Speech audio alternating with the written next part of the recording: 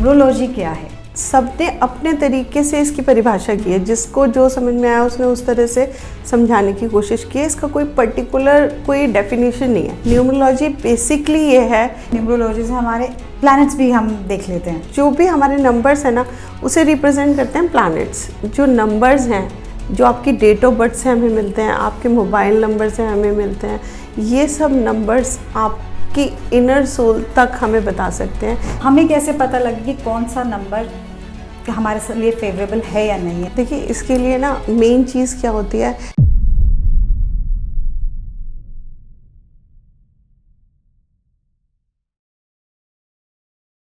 Hello दोस्तों, कैसे हैं आप? आज हमारे साथ में हैं सुधा गोयल जी, जो कि न्यूमरोलॉजिस्ट एंड लाइफ कोच हैं।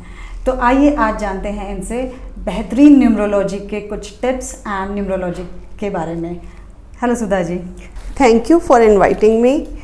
आज हम बात करेंगे कि कैसे न्यूमरोलॉजी आपके जीवन पर इम्पैक्ट करती है, क्या उसके रियल तथ्य हैं और कैसे आप इन छोटी बड़ी प्रॉब्लम से निकल सकते हैं और कैसे एक अच्छी स्मूथ लाइफ जी सकते हैं। आपके प्लैनेट्स अच्छे हैं या बुरे हैं, कैसे उन्हें आप हैंडल कर सकते हैं।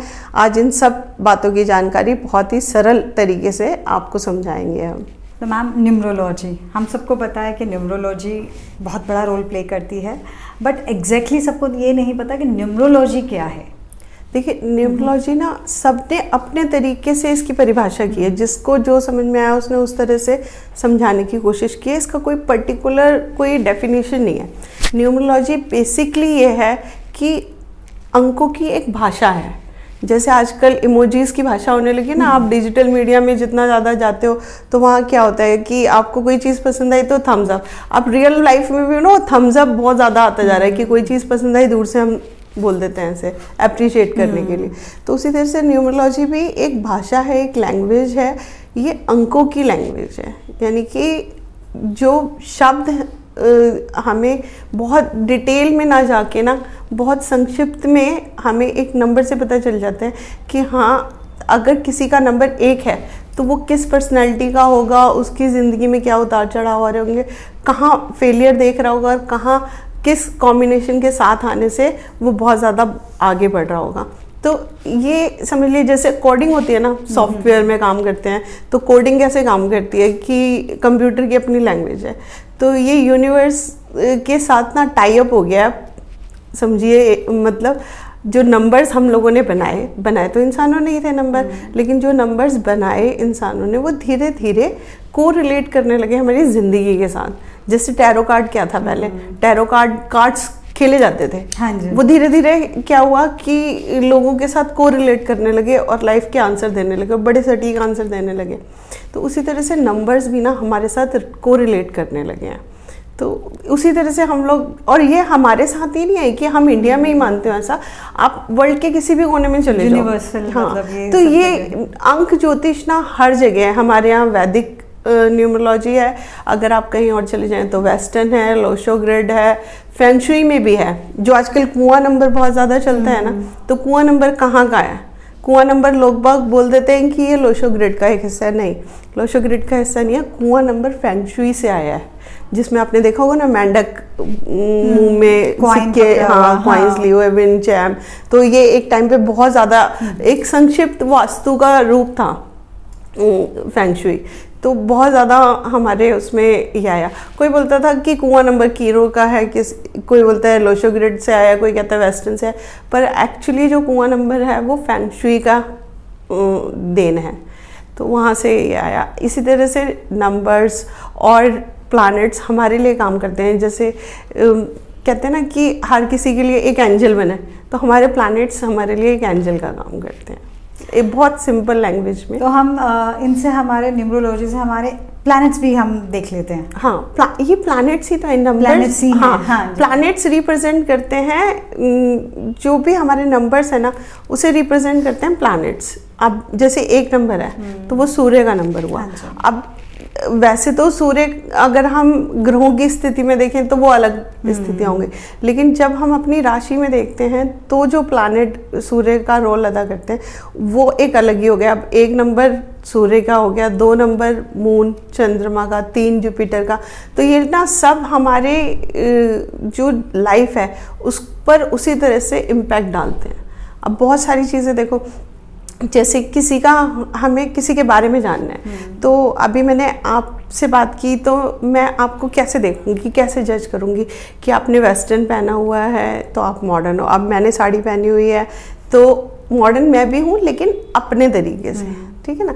तो हम सबसे पहले क्या देखते हैं, उसको, उसकी वेशभूषा या आउटर लुक उसका कैसा है, हम उससे पहचानने की कोशिश करते हैं इंसानों को। ये जो नंबर्स हैं, जो आपकी डेट ऑफ बर्थ से हमें मिलते हैं, आपके मोबाइल नंबर से हमें मिलते हैं, ये सब नंबर्स आपकी इनर सोल तक हमें बता सकते हैं कि आपका अंदर से नेचर कैसा होगा। मतलब आप, हो सकता है कि किसी के सामने रिप्रेजेंट करते समय आप किसी और तरह के हो, लेकिन जब आप मतलब कहते हैं ना, आईने के सामने या इंसान अपने मन से तो झूठा नहीं हो सकता। जब आपकी इनर सोल जो बोल रही होती है वो यही बोल रही होती है कि हाँ ये नंबर को रिलेट कर ही रहा है, जैसे कोई जुपिटर का है सपोज, तो वो कहीं ना कहीं से ना अट्रैक्ट होता रहेगा कुछ ना कुछ नया सीखने के लिए। पढ़ाई एक अलग चीज़ है, सीखना, नया ज्ञान लेना एक अलग चीज़ है। तो जुपिटर वाले ना, पढ़ाई में तो हो सकता है कि जुपिटर वालों के जो स्कूली और कॉलेजेस की जो पढ़ाई है उसमें ब्रेकअप भी लग जाए, ब्रेक हो जाए, या कहीं ना कहीं उसमें बीच में स्ट्रगल करना पड़ जाए उन्हें। लेकिन जैसे सब्जेक्ट चेंज हो गया, एक सब्जेक्ट से पढ़ रहे थे छोड़ के दूसरा सब्जेक्ट लेना पड़ा, कॉलेज चेंज हो गया, स्कूल चेंज हो गया, तो मतलब इस तरह के हर्डल्स आ सकते हैं। बट सीखने की लालसा ना उनमें 70 साल की उम्र में भी रहेगी, कि वो कुछ भी नया सीखने को तैयार रहते हैं। ऐसे 1 नंबर वाले हैं तो वो बहुत अच्छा, मतलब प्लानर भी बहुत अच्छे हैं और रूल रेगुलेशंस में रहने वाले हैं, मैनेजमेंट बहुत अच्छा करते हैं। तो वो लोग कहीं ना कहीं, जो 1 नंबर वाला अगर हाउसवाइफ भी होगी ना, तो वो अपने घर को भी ऐसे मैनेज करके चल रही होगी ना कि आपको, मतलब उसकी पर्सनैलिटी दिखेगी, झलकेगी। 2 नंबर वाला होगा ना तो आर्टिस्टिक होगा। अगर वो एक सलाद भी रख रहा है ना किसी के आगे, एक हाउसवाइफ की बात बता रही हूँ, कि जिसको बहुत ज़्यादा ये इस बात से मतलब नहीं भी हो कि हाँ नंबर्स, मतलब पैसों से ज़्यादा नहीं भी मतलब हो कि हाँ हमारे प्लैनेट्स हमें पैसा दे रहे हैं या नहीं दे रहे, लेकिन फिर भी उनकी पर्सनैलिटी में झलकता है कि हाँ ये 2 नंबर वाला है तो वो बहुत अच्छा होस्ट होगा, वो बहुत अच्छा, मतलब अगर आप जाओगे तो खाना वाना बड़ा अच्छे तरीके से प्रेजेंट करेंगे, ये नहीं कि ऐसा ही रख दिया।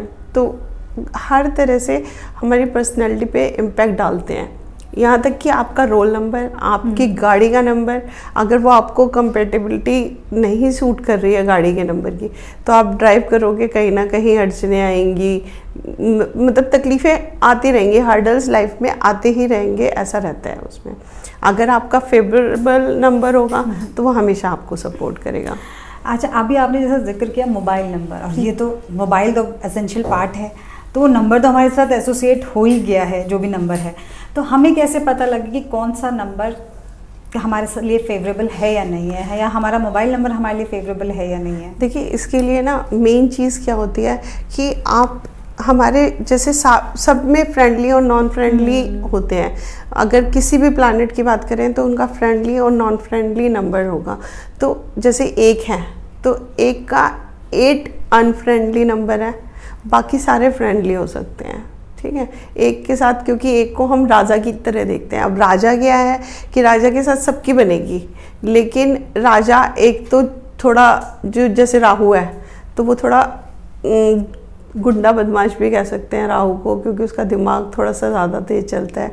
तो उसको हम ऐसा मान सकते हैं कि हाँ ठीक है, राहु और शनिदेव तो मतलब एंटी हैं ही हैं, वो तो यूनिवर्सल सबको ही पता है अब कि हाँ शनिदेव के साथ सूर्यदेव की नहीं बनती। तो जहाँ 1 है वहाँ अगर 8 आ गया तो वो अड़चन ज़्यादा पैदा कर देगा।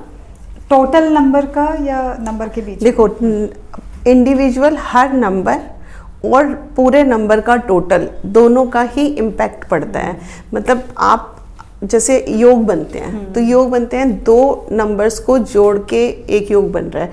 मान लो आपके फ़ोन नंबर में या गाड़ी के नंबर में 28 है, अब 28 का योग जो जनरली हम लोग ग्रिड बनाते हैं और ग्रिड में 28 का योग आता है, तो वो बहुत अच्छा नहीं माना जाता। ठीक है, तो वैदिक के हिसाब से बता रही हूँ, वैदिक न्यूमरोलॉजी में 2 और 8 का योग हमें डिप्रेशन दे जाता है। यहाँ तक कि अगर आप सुसाइड के केसेस देखोगे ना, बहुत ज़्यादा फेमस हस्तियों के सुसाइड के केसेस देखोगे और उनकी डेट ऑफ बर्थ देखोगे, ग्रिड बनाओ, चार्ट बनाओ, तो उसमें पता लगता है कि हाँ, इनके ग्रिड में कहीं ना कहीं इम्पैक्ट था 2 और 8 का।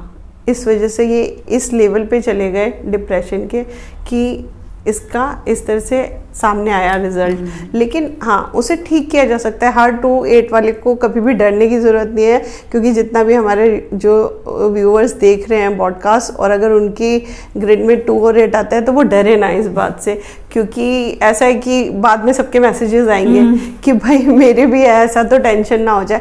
तो ऐसा हर एक के साथ नहीं होता। और अगर आप ध्यान लगाते हैं, मेडिटेशन करते हैं, अच्छा एक खुश लाइफ जी रहे हैं, तो फिर डिप्रेशन का कोई रोल नहीं है वहाँ पर। ठीक है, लेकिन आपके ग्रह खराब चल रहे हैं, मतलब आपकी दशा, जैसे महादशा होती है, अंतरदशा, प्रति अंतरदशा न्यूमरोलॉजी में भी होती है।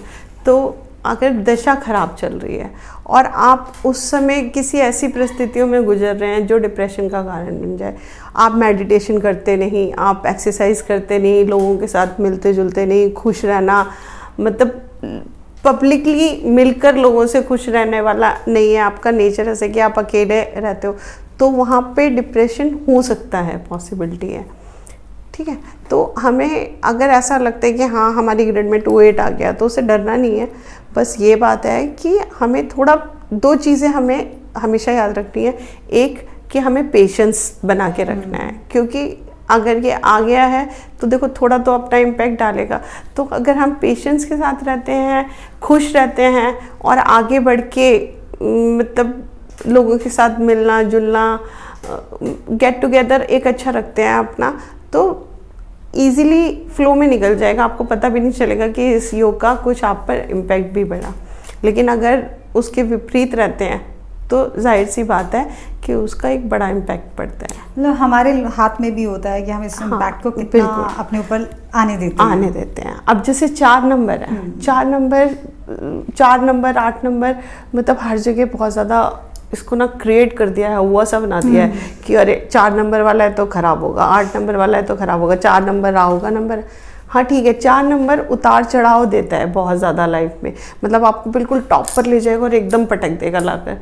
तो वो अगर आप फाइनेंशियल प्लानर अच्छे हैं, प्लानिंग भी सिखाता है राहु। अगर किसी मतलब क्योंकि बहुत ज़्यादा दिमाग है उसका, तो पूरा सर ही सर है ना, बॉडी तो है नहीं, तो वो अपने काम इम्प्लीमेंट में जल्दी नहीं ला पाता।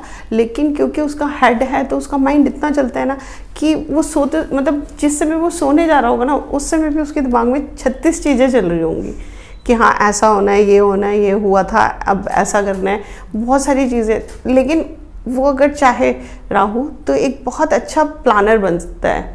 तो अगर वो प्लानिंग करके अच्छे से चले और फाइनेंशियल मैनेजमेंट कर ले, तो जब स्थिति ऐसी आएगी कि सिचुएशन ख़राब हो रही है, तो क्योंकि वो अच्छा प्लानर है और उसने फाइनेंशियल प्लानिंग की हुई है, तो वो उस स्थिति से निकल जाएगा ना। अब देखिए जैसे 666 है, ठीक है, 666, अब हम कहते हैं 666 अगर किसी की ग्रिड में आया तो उसका एक्स्ट्रा मैरिटल अफेयर, उसका लव मैरिज, मतलब अट्रैक्शन अपोजिट सेक्स के प्रति ज़्यादा बढ़ जाता है उसका, और वो हमेशा अट्रैक्ट करता है। लेकिन अब आपने अपब्रिंगिंग ही ऐसी की बच्चे की, मान लो आप मदर हैं और आपका बेबी है, आपको बचपन से पता है 6 नंबर वाला तो ऐसा हो सकता है। अब आपने उसको राम जी के किस्से सुनाए हैं, ठीक है, और उसको इस तरह से पाल पोष के बड़ा किया है कि वो सोच ही नहीं सकता दूसरे किसी के बारे में, तो कैसे वो मल्टीपल रिलेशनशिप में जाएगा ही नहीं, क्योंकि उसकी अपब्रिंगिंग इतनी अच्छी हुई है। तो हर सिचुएशन से निकलने का एक अच्छा जरिया है, आप मेडिटेशन में रहिए, योगा करिए। सबसे अच्छा यही है कि आप थोड़ा सा ध्यान दें कि जब बच्चा ही है तभी से ध्यान देना शुरू कर देना कि हाँ इसे अब इसका योग इस तरह से बन रहा है तो हमें इसे ऐसे पालना है, करनी है, ऐसे अपब्रिंगिंग देनी है कि वो आगे बढ़ के इस चीज़ के लिए प्रिपेयर रहे कि हाँ ऐसा हो सकता है, पर ये इजी है। किसकी लाइफ इजी है आज के टाइम में? चाहे 1 नंबर वाला ले लो, चाहे 5 नंबर वाला ले लो, या 3 नंबर 2 नंबर, कोई भी नंबर उठा लो। हम कहते हैं ये प्लैनेट्स बहुत अच्छे हैं, 1 5 3, ये प्लैनेट्स बहुत अच्छे माने गए, लेकिन देखो कितनी मतलब इनकी लाइफ में स्ट्रगल नहीं है, सबकी लाइफ में स्ट्रगल है। अमिताभ बच्चन देख लो, शाहरुख खान देख लो, सबकी लाइफ में स्ट्रगल है। अब नेम करेक्शन करने के बाद भी स्ट्रगल फेस कर रहे हैं, क्योंकि फेज इतना बड़ा था, उनकी दशाएं इस समय इतनी स्ट्रांगली, एक फेज आया जिसमें खराब चल रही है, उन्होंने नेम करेक्शन कर लिया, उसके बाद भी उसका मतलब भूकंप आया तो आपने प्रोटेक्शन कर ली चारों तरफ से, झटका तो देगा ही ना एक बार बिल्डिंग को, तो ठीक है हार्म नहीं हुआ लेकिन झटका तो लगता ही है ना लाइफ में। तो प्रॉब्लम्स के लिए तो हमेशा तैयार रहना चाहिए।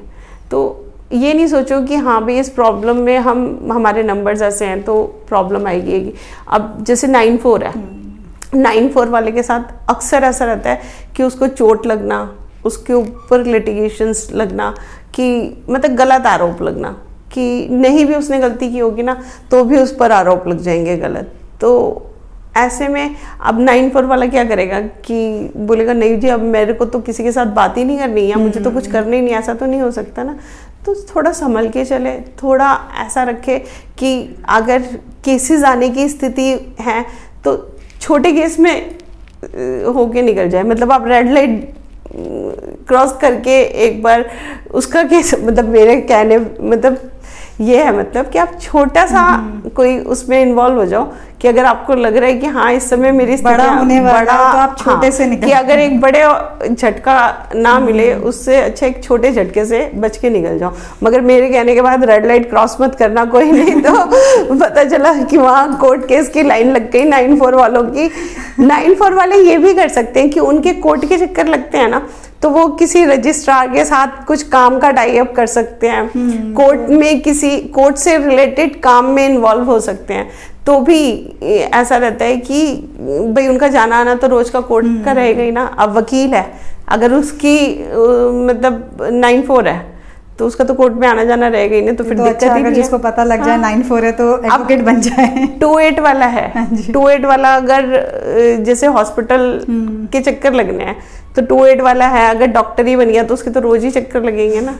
तो हमारे साथ क्या है, न्यूमरोलॉजिस्ट क्या आपकी हेल्प कर सकते हैं कि आपको सही गाइड करके ना एक रास्ता दिखा दिया कि आप इस रास्ते पे चलो तो आपके लिए ज़्यादा अच्छा है। भाई हम अगेंस्ट क्यों जाए, कहते हैं ना लहरों के साथ चलो तो रास्ता अपने आप बनता चला जाता है, लेकिन लहरों से अगेंस्ट चलने की कोशिश करोगे तो फिर आपको तैयार रहना पड़ेगा उतने हार्डवर्क के लिए, उतनी मेहनत करने के लिए। तो अभी आपने जैसे बात करी नेम करेक्शन की, तो नेम करेक्शन कितना रोल प्ले करता है? अब जैसे अभी तो न्यूमरोलॉजी अब जाके लोगों को पता लगने लगा है, तो अब हम सबके नाम तो पहले से रखे गए थे।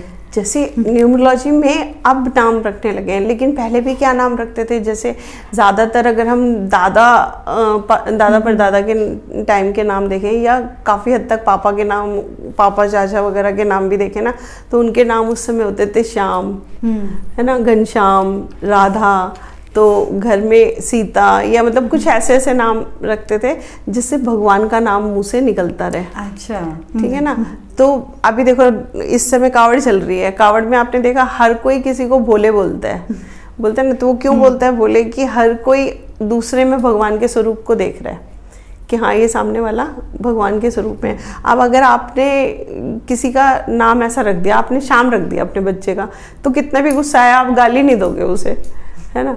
तो कहीं ना कहीं आपने उसको अब्यूज़ भी नहीं करा, उसका मतलब नाम आपके मुंह से भी अच्छा निकल रहा है और उस पर भी इम्पैक्ट अच्छा डाल रहा है। तो जितना उस समय लोगों में अवेयरनेस थी नाम पर, तब भी काम इसी तरह से होता था।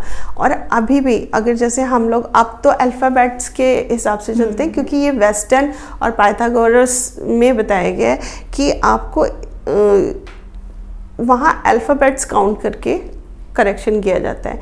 अब जैसे हिंदी और संस्कृत में ये चीज़ नहीं है, लेकिन वेस्टर्न और पाइथन में है कि आपके अल्फ़ाबेट का मतलब निकाला जाता है कि अगर ए अल्फ़ाबेट के लोग हैं तो वो कैसे रहेंगे, कि हमेशा आगे रहेंगे। अगर के नाम के हैं तो इमोशनल।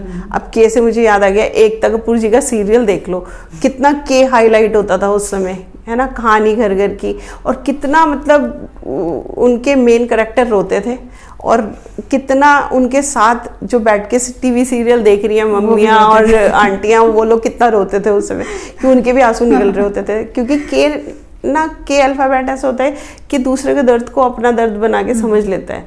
तो कहीं ना कहीं शायद यही उनके मन में रहा होगा सीरियल बनाने के टाइम पे, कि ये हर घर में, हर दिल के अंदर अपना जगह बना लें।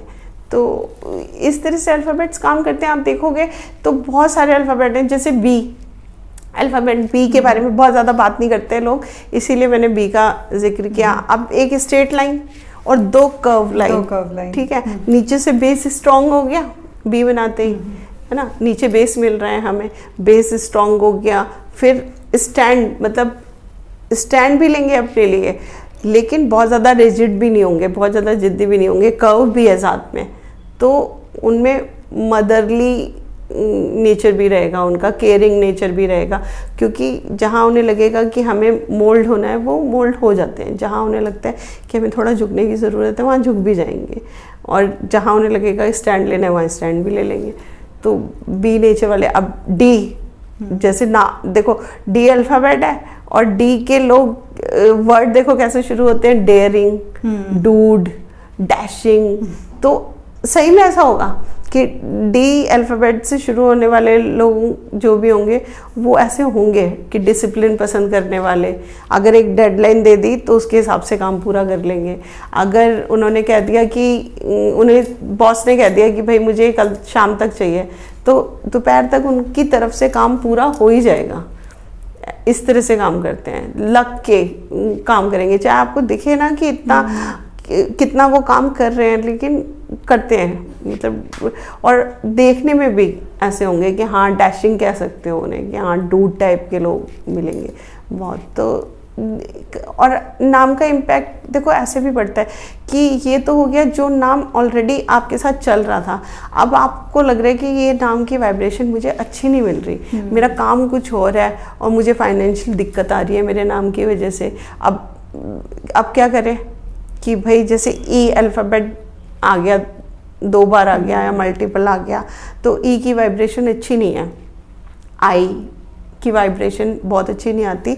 अगर लास्ट में आई आ रहा है, आपके नाम के लास्ट में अगर आई आ रहा है, पैसा बहुत दे जाएगा, लेकिन पैसे मतलब नाम और सरनेम दोनों को ही मिला के बात करते हैं। अच्छा। तो अगर एंड में आई आ रहा है तो आपको पैसा खूब देगा, लेकिन बैक पेन भी दे जाएगा।